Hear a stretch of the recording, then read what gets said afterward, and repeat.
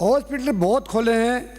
राजस्थान में 47 जिला अस्पताल हैं, 78 SDH हैं, 723 सामुदायिक स्वास्थ्य केंद्र हैं, 102 शहरी डिस्पेंसरी हैं, 2475 ग्रामीण प्राथमिक स्वास्थ्य केंद्र हैं, 310 शहरी प्राथमिक स्वास्थ्य केंद्र हैं, 15,245 उप स्वास्थ्य केंद्र हैं। बहुत ऐसे हैं जिसमें आपको मंत्री जी सुनना ध्यान से, ऐसी महिलाएं हैं नर्स जो हमारे झुंझुनू जिले में जिनको 2-2, 3-3 वर्ष से तनख्वाह नहीं मिल रही है।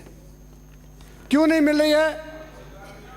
स्थगन लेकर के बैठ गई और कोई व्यवस्था नाम की चीज़ नहीं है।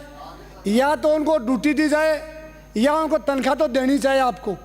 अगर सरकार का ही स्टे देने वाली एजेंसी है और सरकार इसको चला रही है तो इसमें महिलाओं की क्या गलती है? वो तो जिसका कोई भी सरकारी नौकरी करती है उनको अगर नाजायज़ उनका ट्रांसफ़र करेंगे तो स्टे लेंगे, लेकिन उसका कोई देखभाल नहीं है। वो महिला 3-3, 4-4 साल से तनख्वाह के लिए तरस रही हैं। नंबर 1 तो आप ये ध्यान रखें, आप बहुत ही बड़े साहसी और हिम्मत वाले और बहुत जिसको कहना चाहिए दानी आदमी हो। आपको कोई गाड़ियों की भरोसे मंत्री नहीं बने हो। गाड़ियाँ तो आपके पास अपने बुजुर्गों के पास भी थी। मैं इसलिए कहना था कर्म ऐसे कर पहचान बन जाए, कदम ऐसे रखो निशान बन जाए। यूँ तो सभी लोग ज़िंदगी जीते हैं, ज़िंदगी ऐसी जियो मिसाल बन जाए। आपको एक ऐसा मिसाल पैदा करना है कि राजस्थान का मुख्यमंत्री आप बने। बिजली का डिपार्टमेंट भी आपके पास था जब हम एमएलए हुआ करते थे। बिजली में आपने अमूलचूक परिवर्तन किया, तो इसमें भी आपको अमूलचूक परिवर्तन करना पड़ेगा। दबाव आपके ऊपर बहुत ज़्यादा आएगा क्योंकि जो भी आपकी पार्टी के लोग आपसे गलत काम कराना चाहेंगे, पर साहस और हिम्मत के साथ जिस प्रकार आपके बुजुर्गों ने राज किया है उसी प्रकार राज को निभाना है। आप देखिए, कहते हैं सुबह से अभी शिखा जी कह रहे थे इतने लोग बीमार हैं। बीमार होने का कारण क्या है? कोई व्यक्ति व्यवधान करता है। सुबह एक बात चल रही थी, व्यवधान पैदा कहाँ से हुआ? जूली जी ने कहा कि व्यवधान उधर से पैदा हुआ। तो मैं ये कह रहा हूँ कि रोग पैदा होता क्यों है, इसका मूल जड़ आपको ये ढूंढना पड़ेगा। जैसे अभी हमारे कोटाचाना वाले सिद्धि से कह रहे थे इतनी किडनी ट्रांसफ़र हो रही हैं, इतने बीमार होने का कारण आप और हम हैं। आप देखिए राजस्थान के अलवर में आज से 15 वर्ष वाले सिंथेटिक दूध पकड़ा था, खाद से बनाया हुआ, और 15 साल में कोई सुधार नहीं हुआ, उससे ज़्यादा बिगाड़ हुआ। आप देखिए दूध में मिलावट, खाद्य पदार्थों में मिलावट, और जेनेटिक दवाइयों के बजाय जो दिल्ली से तौल के दवाई आती है वो मार्केट में दवाई बेचते हैं, और सब्जियों में मिलावट। इस प्रकार की जो मिलावट की चीज़ें मानव खाता है स्वतः ही बीमार हो जाता है। आपको मालूम है, एक मिनट मैंने नहीं बोला, no no no no no no interference, shut down, no order order. सक्षम हूँ मैं अपने आप सक्षम हूँ। जब आप जर्मियत में काम करने लग गया था, मैं कहना चाह रहा था कि दवाइयों में मिलावट है, जेनेटिक दवाएं बेचते नहीं, दिल्ली से तुल के दवाई थी। मैं वही बात करूंगा जो ऑथेंटिक है। आपको मालूम है खाद्य पदार्थों में मिलावट है, और आपका इंस्पेक्टर, एक एक जिले में 3-3 इंस्पेक्टर होते हैं, वो बाजार में जाते हैं और ईमानदार से दावे के साथ कहते हो सदन में खड़ा होके वो क्या कहते हैं सेठ को, सेठ जी वो सैंपल दे दो जिसमें मिलावट नहीं है। मेरे को भरना तो पड़ेगा क्योंकि मेरे को ड्यूटी तो पूरी करनी पड़ेगी, पर मैंने वाले दिन पैसा भी लूँगा। ये मैं वो बात कह रहा हूँ जो ईमानदार से कह रहा हूँ। ये देखिए आपका इंस्पेक्टर बेईमान है और वो जाके खाद्य पदार्थ में मिलावट करने वाले को ये सलाह देता है कि पैसा तो लूँगा पर तू वो खाद्य पदार्थ दे दे जिसमें मिलावट नहीं है। आपको इसमें सुधार करना पड़ेगा। आज तक मेरी 44 साल की राजनीतिक में मैंने कभी नहीं सुना कि खाद्य पदार्थ में मिलावट करने वाले को सजा हुई है। मैं कहता हूँ, आपने जूली जी हमारे विश्व के नेताजी कह रहे थे कि हमने पेपर लीक के ऊपर कानून बनाया कि उसकी 20 साल की सज़ा और 1 करोड़ रुपया जुर्माना, 10 करोड़ की सज़ा। आप देखिए जब आप पेपर लीक का जब सिलसिला आया, माननीय सभापति जी, हर आदमी के बहुत बड़ी दुखद है, वो भी जीवन की खिलवाड़ी तो है, ये जीवन की खिलवाड़ है, जीवन की मृत्यु है, उसके ऊपर आपने कुछ नहीं सोचा। आपको करना चाहिए सरकार को हिम्मत करके कि जो मिलावट करने वाला पकड़ा जाएगा उसको सजाए मौत होगी, तब देश का भला हो सकता है। किसी की हिम्मत नहीं है, केवल 5 साल ये हिम्मत करके बातें करते और करके चले जाते। अगर हिम्मत से काम नहीं करोगे तब तक कहा, अभी शिखा जी कह रही थी कि पहला सुख निरोगी काया, ये बात सही कह रही थी, पर इसमें 5 चीजें और भी हैं। पहली सुख निरोगी काया, दूसरा हो सत्वंती नार, तीसरा हो पुत्र प्यारा, चौथी हो घर में माया, 5वां हो राज में पासा, 6ठा हो सुखम पड़ोसी और 8वां हो घर के पास नीर पानी। पानी आपका खत्म हो गया, सुखम पड़ोसी वैसे खत्म हो गए। औरतें जो हैं उनकी सबको आप जानते हो कोई कैसा चल रहा आजकल देश के अंदर, सुबह शादी की शाम को डाइवर्सन हो गया, ये सारा सिस्टम खत्म होता जा रहा है। और कोई भी सदन में आके बात नहीं सोचता कि सिस्टम खत्म क्यों होता जा रहा है। खत्म इसलिए होता जा रहा है कि कोई भी आदमी पद पर आता है, चाहे मंत्री बने, चाहे एमएलए बने, चाहे सरपंच बने, चाहे प्रधान बने, चाहे आईएएस आरएएस बने, सारे के सारे लोगों की एक भावना हो जाती है कि मैं गांव का सबसे बड़ा व्यक्ति कैसे बन सकता हूं। और वो बड़ा आदमी मानवता से बन सकता है, वो आदमी कर्म करके बन सकता है, वो अच्छे कर्मों से बन सकता है, लेकिन वो कभी चोरी करके बड़ा नहीं बन सकता। आज डॉक्टर बनता है, डॉक्टर के पास 1000 की फीस है और डॉक्टर ने अलग अलग बना रखी है, इतने मरीजों से मेरा घर चलाऊंगा, इतने मरीजों से मेरी गाड़ी चलेगी, इतने मरीजों से मेरा बेटा पढ़ेगा, इतने मरीजों से मेरी अलग से कोठी बनेगी। इस तरह देश का भला नहीं हो सकता। इसका भला तब हो सकता है डॉक्टर पे अंकुश लगे, हॉस्पिटल में बैठता है, आने वाले मरीजों को क्या कहता है, शाम को मेरा मकान नंबर 234 और कौन सी गली है वो सहसम के पीछे, उस गली में आ जाना। तू क्यों नहीं देख रहा यार, तेरे को पैसा नहीं मिलता क्या, और तेरी जब इच्छा ही नहीं है तो नौकरी छोड़ देना। बहुत सारे लोग खाली घूम रहे। आप देखिए, जो लोग काम नहीं करते हैं उनको भी कोई कुछ नहीं कहता है।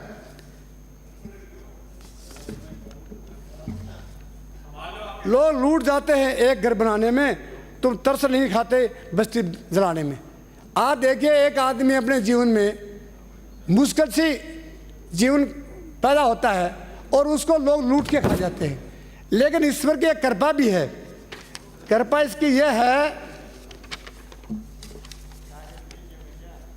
बख्श देता खुदा उनको जिनकी किस्मत खराब होती है। वो हरगिज नहीं बख्शे जाते जिनकी नीयत खराब होती है। कुछ तो शर्म करो कलयुग के भगवान, गरीबों की सेवा के लिए बने हो, लूटने के लिए नहीं। गरीबों की सेवा करने के लिए बने हो, लूटने के लिए नहीं। जरा उस भगवान को जिसे तुम्हें इस काबिल बनाया है, मृत्यु सबको आनी है एक दिन, क्या निर्धन क्या बलवान। तो डॉक्टर को देखना चाहिए, पर डॉक्टर को तो मैं कह रहा हूं, पर सबसे बड़े हिम्मतहीन तो अपन है ना, जो उन पे कंट्रोल नहीं कर सकते, नियंत्रण नहीं कर सकते। जिस सरकार का नियंत्रण नहीं होता है वो सरकार चलाने में अपने आप में असमर्थ होते हैं। सरकार वही चलाना चाहिए जिसमें नियंत्रण करने की शक्ति होती है और काम करने का मादा होता है। जिसमें मादा नहीं होता है वो चाहे बड़ा से बड़ा मंत्री बने, चाहे संतरी बने, चाहे अफसर बने।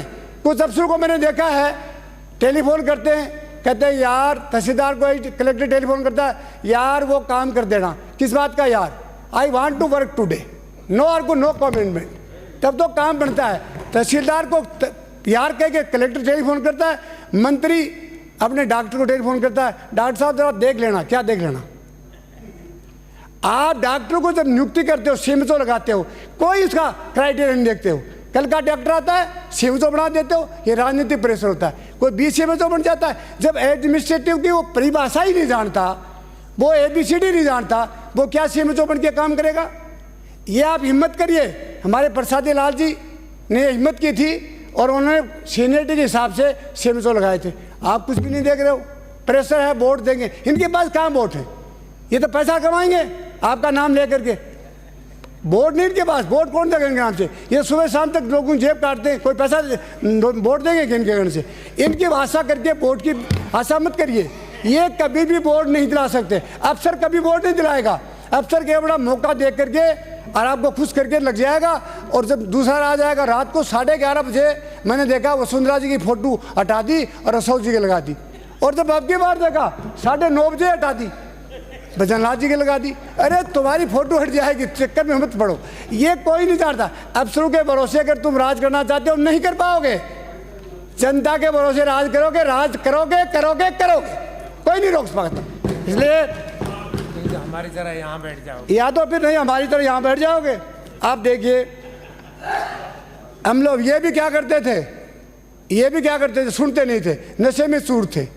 प्रसाद लाल के पास मैं गया, प्रसाद लाल जी कहे कि आप कहो तो मैं बाहर उठ के चला जाऊँ। मैं कहो बाहर उठ के नहीं जाओगे, जब चुनाव में जाओगे ना तो लोग गलियारों में नहीं खड़ा होने देंगे। वही हुआ ना, 50,000 से आ रहे,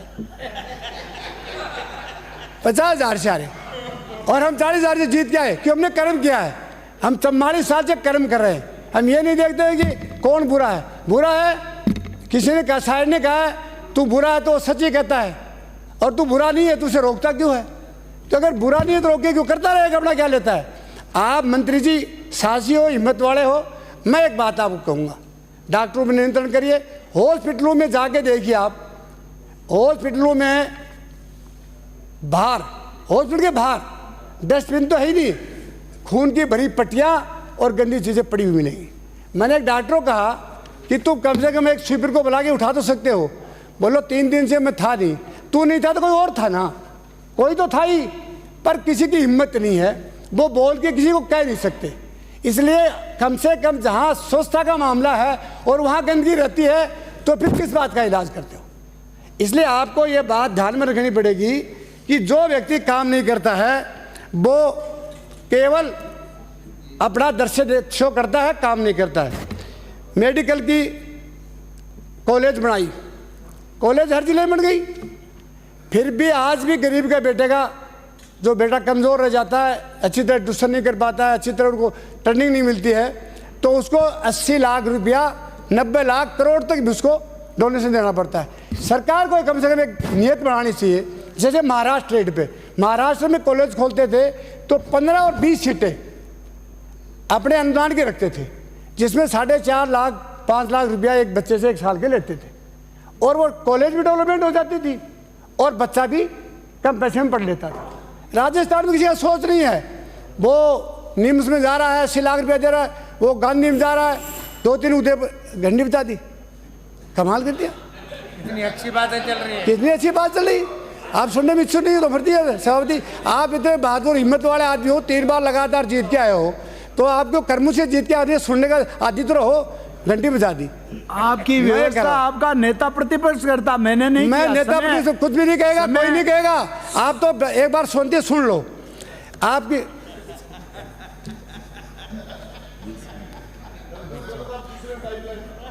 आप देखिए जो कॉलेजों में आप इस तरह की सीट कर देंगे तो अपने गरीब का बेटा चला भी जाएगा, कॉलेज में एडमिशन ले लेगा और आपकी कॉलेज डेवलपमेंट भी हो जाएगी।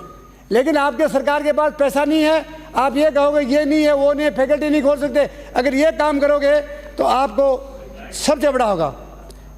अब एक थोड़ी देर पहले कह रहे थे मैंने कोरोना में वैक्सीन लगाई, वो वैक्सीन तो हार्ट अटैक करवा रही ना, उसके पैसे ले लिए। ये पैसे से दाबते नहीं, क्या चक्कर है? और हर आदमी सुनते हार्ट अटैक, क्या कहते शांत हार्ट अटैक हो गया। इन्होंने शांत से पैसा लिया, शांति का इंजेक्शन लगाया और शांति से ही हार्ट अटैक हो जाता है। तीनों काम शांति से किया। झुंझुनू जिले में जब बजट आया तो माननीय मंत्री जी एक भी नाम नहीं लिया। झुंझुनू जिले का बहादुर का जिला है, सेठू का जिला है, एजुकेशन का जिला है, और उसमें एक भी नाम नहीं लिया। कल भी मैं जाके आया हूँ, 2 शहीद झुंझुनू जिले के हुए हैं और 78 दिन में 11 घटनाएं हो गई।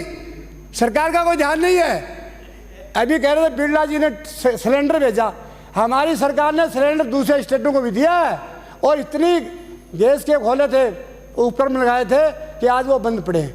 आप ये मत कहो किया खूब। आप ये थोड़ी देर पहले कह रहे थे अशोक जी ने 25 लाख रुपया जीवन बीमा करवाई, वो करवाई, ये भी गलत था। आवश्यकता से अधिक वस्तु देना भी जीवन का पाप है। मैं आपको बता रहा हूँ, मैं एक हॉस्पिटल में गया था, डॉक्टर ने मुझे सौंपते जी क्या कहा कल ही एक आदमी आया था राजगढ़ से, उसे कहा 1 लाख का बिल बना दो, 50 आपके 50 मेरे।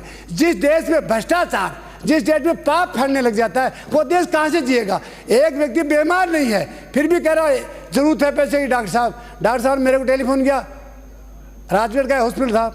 मैं कहा बोलो डॉक्टर साहब क्या कह रहे हो। वो अंकल जी कहता है अंकल जी ऐसे। मैं कहा वो कहीं मर्डर कराएगा, राजगढ़ में मर्डर डेली होते हैं, तेरा नाम लगेगा कि तेरे को एडमिट दिखाना पड़ेगा। बोले ये भी होता है कि मैं यही होगा।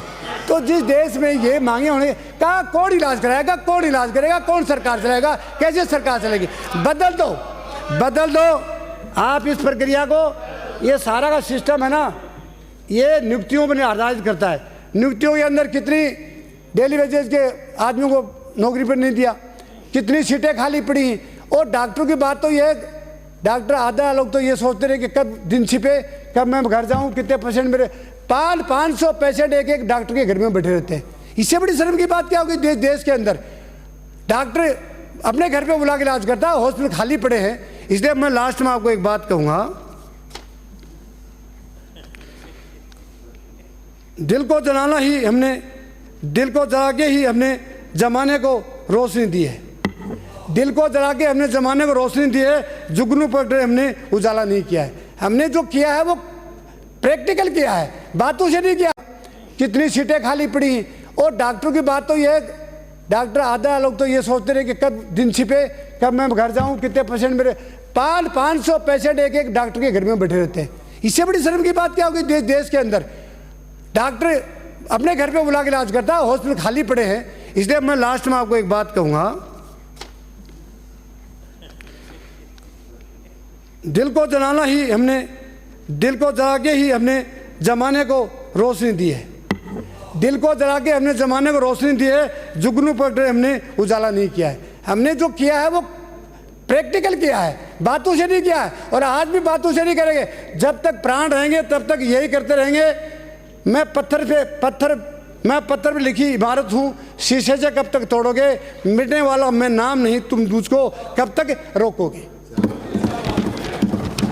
लोग टूट जाते हैं एक घर पर। माजी तेरी कश्ती को तलबगार बहुत हैं, इस पार कुछ उस पार, मगर उस पार बहुत है जिस पार। शहर में तुमने खोली है शीशे की दुकान, उस शहर में पत्थर की खरीदार बहुत है। इसलिए मैं दर्द की हद तक चला गया हूँ। मीडिया सुन रही है। मैं इतना ही कह सकता हूँ साहब, माननीय सभापति जी, कि आज देश में केवल खाद्य पदार्थों मिलावट को रोकना 5 मिनट और प्रत्येक व्यक्ति को ड्यूटी के प्रति सजग और जागरूक बनाना, यह सबसे महती आवश्यकता है। और आप ये हमारे जो मंत्री जी हैं, ये तो इतने पक्के और दिलदार आदमी हैं, इनको किसी डर नहीं है। और डरने की जरूरत नहीं। जब तक भाग्य में लिखा तब तक आप मंत्री रहोगे, और भाग्य टूट जाएगा और जिनको रोक भी नहीं सकता है। इसलिए बचपन से मैं नंगी तलवार पर चलता हूँ। आप तो कह देना कोई आपको कुछ कहे तो, बचपन से मैं नंगी तलवार पर चलता आया हूँ। ये नुकीले पत्थर मेरा क्या बिगाड़ेंगे। आप तो कह दो, जो आगे कुछ कहे ना, कह दो मैं बचपन से ही नंगी तलवारों पे चला हूँ, ये नुकीले पत्थर से थोड़ लूँगा। ये कह दोगे ना पक्का? हाँ, तो ये कह दोगे तो आप पक्का हो जाओगे। चिंता करनी सुनो, बढ़ा दो। हाँ, हम बहुत हो गए आज के लिए।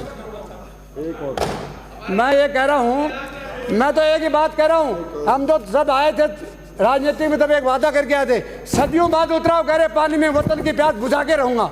जो सिर्फ झुके नहीं, झुका गए थे, उन सिरों को ऊंचा उठा के रहूंगा। जाति और धर्म का जो जहर फैला, जहर को मिटा के रहूंगा। जिन घरों में सदियों से अंधेरा चला, वहां चिराग जला के रहूंगा। इन्हीं शब्दों के साथ माननीय सभापति जी बहुत बहुत धन्यवाद। जय हिंद, जय भारत। धन्यवाद।